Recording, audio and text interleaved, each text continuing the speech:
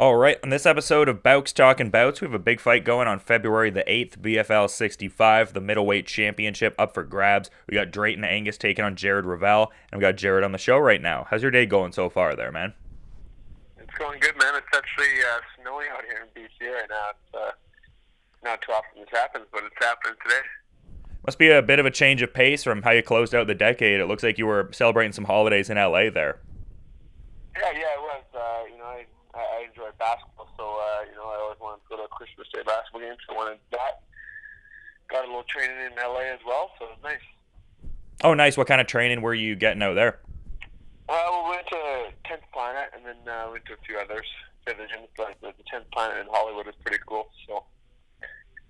And was that your first time going through then, I suppose? Like just going through the general area, or had you been there prior for training reasons? Like I've been to LA a bunch to do training and stuff, but more, I guess, down by the Pacific Coast, right? So we were a little bit in the city, right? So that was a little different, right? But I'm usually on the Pacific Coast and stuff, but yeah, it's usually always good training. There's lots of bodies and stuff, right? So it's good. Yeah, for sure, man. And I mean, just a great performance in the last couple outings here. And then, specifically with the fight you had there with Colin Hart, I noticed some pundits were talking about how this was one of the tougher tests of your fight career and stuff like that. And it just being such a big test and opportunity for you. And you seem to have come through in spades there. How do you evaluate that majority decision performance you had there in the bout with Colin Hart? It's definitely one of my favorite fights, right? It definitely tested me. I had some pretty mangled up feet. That I think the doctor came in and was like trying to look at it, and I had to kind of hop around on them. But I had to dig deep for that one, right? So it was kind of cool. Like I got to test myself a little bit and see, realize that like you can push through a lot, right? And I'm always a very competitive person and always believe I can win and stuff, right? And I think just having those moments in your career when sometimes you're tested, right, to see like what you're kind of made of, right? It's always I think a blessing to kind of to move forward and to realize how capable you are, right? So. Is it a different feeling at all to be able to defend the belt versus winning it? Like, is there any kind of differentiation in that regard, or is each fight kind of just like a supremely important experience you're hyper focused on, and it's all kind of the same generally? I think most fights are just it's that's the fight that I'm at, right? I don't like the belt is cool and all, but it's for me it's just each fight is the important thing, and right, and just to focus on that and to execute, right? That's I'm a big competitor, right? So I just love to compete, and I love to win, right? So that's kind of I focus solely on that moment, right? So I can execute to the best of my ability. Yeah, and you mentioned the injury in the fight and kind of showing the grit and gumption getting through all of that, but the ability to push through the championship rounds, I imagine, has really done a number on your confidence and as far as like really just building it up more so, just like the mental fortitude and all. Yeah, I think overall, throughout my career, I've been focusing a lot, obviously, on the stand-up aspect, right? Because I think the ground comes pretty natural to me, just like that's what I've was introduced to, right? So the ability, actually with moving this fight, right? So a lot of times, I get into that kind of quicksand where I stand, I just want to throw if I'm going to stand, right? But I was actually able to move for 5 rounds, so it was definitely, I think, a huge confidence booster in a lot of areas, right? And it's kind of evolved my game, right? So it was almost ended up being like a 25-minute, kickboxing fight right at the end, right? So. Yeah, for sure. That must, build on the confidence and stuff like that because you're very much, showing that aptitude in the striking department, but also you have the, BJJ accolades to go along with it. So, I mean, some great stuff for sure. It seems like you're looking towards, maybe like a UFC opportunity too, or at least some people are really like, sounding off about that, just talking about how you've won 8 of your last 9. You've got the, spotless record as a professional middleweight and just, a great list of accolades and just what you've been doing lately. Is that kind of the goal ultimately? Do you maybe check out some other promotions outside the UFC bubble? Like would maybe something like One Championship or Bellator interest you? I'm definitely not opposed to that, like to just fighting like whatever higher level I can fight at. It's kind of I think the goal, right, to reach the the kind of the world stage. That's what I'm all about, right? And I know my my my agency is a lot like I think they're UFCs. They're a lot close to UFC, right? So with Iridium, right, that's who I'm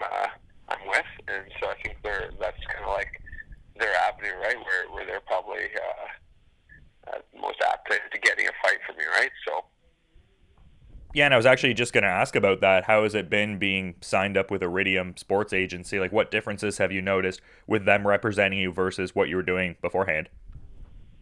I think they're just they're tentative for sure, right? They just make sure that they're always kind of in contact with me, right? You know, letting me know that if there is the opportunity, right, stay ready and have a medicals ready and all that. So, you know, that's just the goal. So right now, it's just trying to get some more wins and just keep going, right? That's kind of the goal, right? And eventually, you know, it's going to happen. They say, right? So that's kind of what I'm banking on. Yeah, absolutely, man. And just, talking about your opponent here, I mean, definitely a notable name on the Canadian circuit. I think a lot of people know Drayton Angus really brings it to the table in whichever outing that he, finds himself in. What are your thoughts on his overall skill set and just what he brings to the table as your opponent here with this BFL 65 fight? You know, honestly, like we went through quite a few different opponents, like opponents changing out. Like we had a few different names that were kind of supposedly signed or about to sign, right? So we went through like I think it was three different people that were, so it kept going down. Here's another guy. Here's another guy. Here's another guy. So I'm just excited to have an opponent and to be able to get in there and kind of put on the show, right, and do what I do, right. Drayton, I always give respect to all my opponents, like regardless of their skill level or not. It's the biggest fight for me, right? So I'm excited to go in there. I know he's going to bring it, right? So I'm excited to go in there and put on a show. Yeah, you mentioned opponents dropping out ahead of this fight here. That kind of seems like it's a recurring issue throughout your career, just in as far as like solidifying certain opponents, like to get you to that, kind of like next tier or whatever at the, certain juncture you're trying to get those fights. Is that a frustrating sort of thing? Is it kind of like flattering in a weird way that it's sort of difficult to lock down these fights? What's the mindset with that? Like I think you can let it frustrate you, but like this is the fight game. This is how it's been like this like for a long time, like since I can remember, right? And having fights fall through, like for me at least, I've been fortunate enough to not have too many fall through like closer to the date, right? I sure have had my fair share of like injuries in even the last week, different things where things have happened, right? But that's part of the game. Then it can be frustrating for sure, but you can't let it hold you down. Otherwise, you know what I mean? Like find a different sport, right? Find a different hobby or whatever it is that you're doing, right? And a different profession, right? So, I'm like it just comes down to there's been opportunities where people have called me from other organizations, right? And then it just doesn't work out, right? Or different stuff. So BFL's been real good to me, and they're always trying to find somebody and trying to bring somebody in. I get not everybody. On that, like maybe that the higher level, I think Colin Hart was the best, opportunity we got, right? So so I'm glad that came through, right? So, yeah. Yeah, I know, and that was a great fight. Definitely one to bolster the resume that much further. But I was doing my research on you, and I was noticing that it seemed like martial arts played a big role in you getting clean and sober, and that's very much been the case for the last number of years. What function has martial arts had in kind of like redirecting your overall life path, even beyond a competitive sort of framework? Oh, man, it's like a lifestyle for sure, right? I think most of the people I'm around, like that I'm hanging around now, it's about having a healthy lifestyle. And for me, I've been having success, right? And I got to attribute it to that. So I look at it like, what's the point? Like what's the point of me going a different? If it's working, don't if it's not broken, kind of don't try and fix it, right? So it's become a lifestyle for me, man. It's also now I also I own a gym where I have over 150 kids that that I coach and stuff, and they kind of look up to me. I have other adults look up to me, right? So for me, I just it's kind of become that now, where I become kind of, I guess you'd say, a role model of some people, right? So I kind of, to me, that helps push me and drive me to try to be my best. And the way I look at it is, if I'm doing any of those other things, I'm not giving myself the best opportunity, right? So it's definitely been a staple of my kind of my life and of my professional career as well, right? Yeah, for sure. And I'm kind of wondering like how, teaching people certain technique informs your own efforts as a martial artist. Because I've talked to certain people and the way they've described it is like being able to break down the technique to someone who's, never done it before and everything like that. It gives them a much more comprehensive understanding of it and they kind of level up in their own regard. Have you noticed a similar thing with teaching people martial arts technique? Oh man, like it is definitely like I always thought that I was just going to be one of the like I was just an athlete that I couldn't express like how I do. I'm just like you just do it, man. That's like when I remember when I first like kind of started coaching. I was like how like just it's just I don't know like you just win like you know what I mean like Yeah. I never.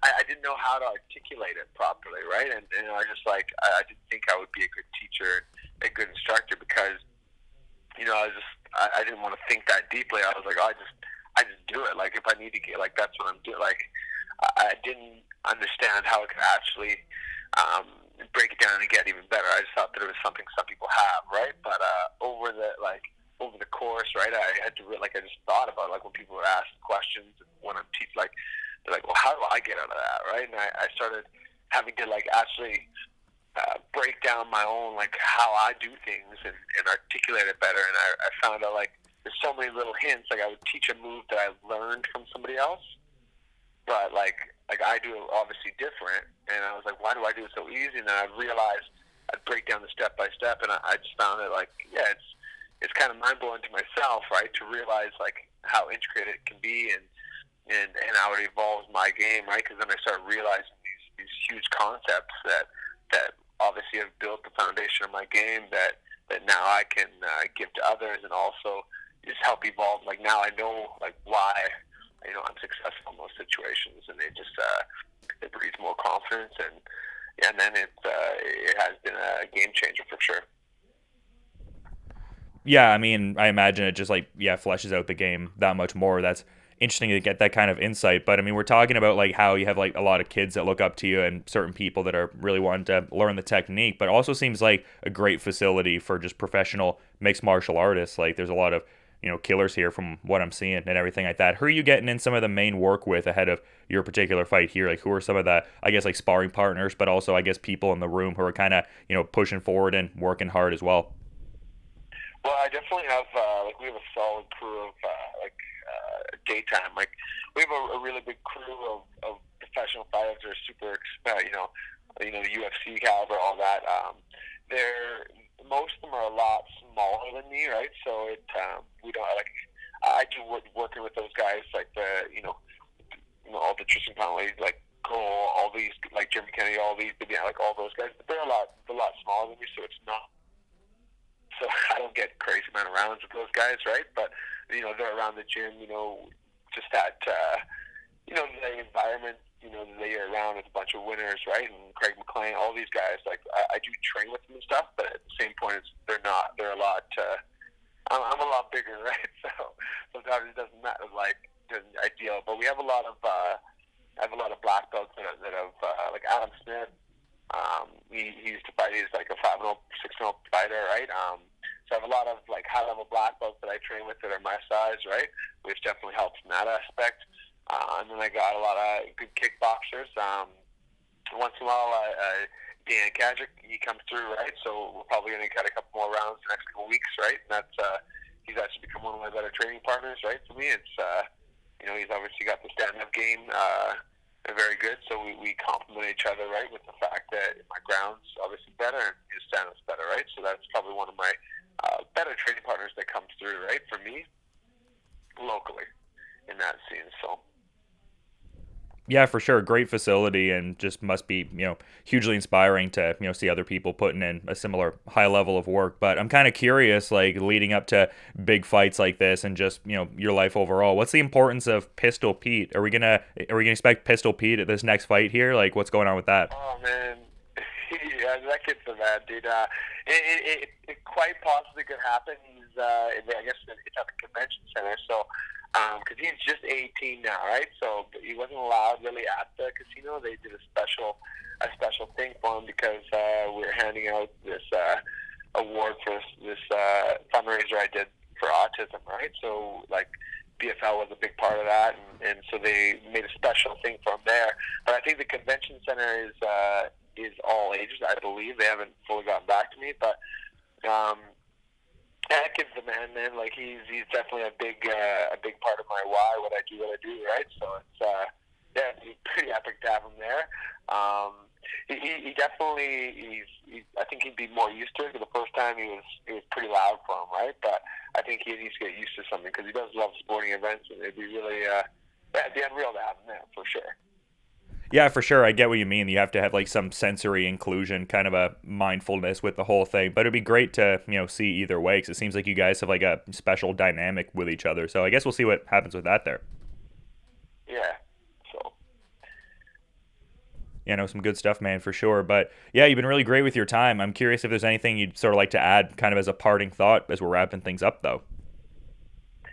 Overall, man, I just got obviously giving you Revolution is definitely has been my staple from day one, right? And I started out just training there, and now I'm a co-owner, right? It's been kind of my life, right? It's I definitely think that MMA is definitely a beautiful sport, right? I think it's something that has evolved my game, like you said. It's been a big part of the staple of my life and changing it, right? So. I think more people should do it. I think it's it breeds so much more than just the physical aspects of training or anything like that, right? So I think everybody should give it a shot. It can help evolve your life, right? That's pretty much where I'm at. That's awesome, man. But just as one kind of last thing here, I usually ask fighters if there's any genres of music or certain artists that they're partial to training to. But I've also talked to some MMA fighters where the musical considerations aren't much of a big thing. Some even kind of train in silence to replicate the conditions of fight night more so. Where are you at on that? If you have the aux cord, what are you playing? I'll tell you this. So I grew up listening to rap, right? And in the last couple of years, I almost feel like it's one of those things. I almost don't want to tell people, but I do now because I don't care. Right? But because when I was younger, I grew up in a small town, right? I just me and my friends hated country, but for some reason, the last couple of years, I've started listening to country a bit. I can't listen to it to work out or anything, right? But I have that's maybe been a guilty pleasure as of recently, also listen to some country as I get older, right? But when I on fight night, man, it doesn't really matter who's in my room, right? It's usually I'm one of the last guys to fight. I listen to Tupac, right? That's there's a couple songs that just get me riled up, and the one that I make people listen to, I listen to a repeat for probably an hour straight, while I'm warming up. It's Last Mother Effer Breathing, right? That's oh yeah. So I listen to that one. I listen to that one on a repeat, legit, no doubt, no other song, my teammates, my coaches have to be cool because it gets me in the zone. And then when I probably my favorite part of the lead up to the fight is when I hear that Hellraiser. Hell motherfucking yeah, right? Come on, and that's kind of what just locks me in the zone, and everything, everything else is on the side, right? And it's focus time, right? So yeah, I'm sure the fans are going to be saying. Yeah, no, I was just going to say the fans are probably going to be saying hell motherfucking yeah for this big fight here we got going on February the 8th, PFL 65. We got that middleweight championship on the line with Drayton Angus against Jared Revel. Really appreciate all the time and insights, man. Best of luck with the rest of your preparations leading into this one, and have a great rest of your day, too. Awesome, man. You too. Thanks for everything. Appreciate it.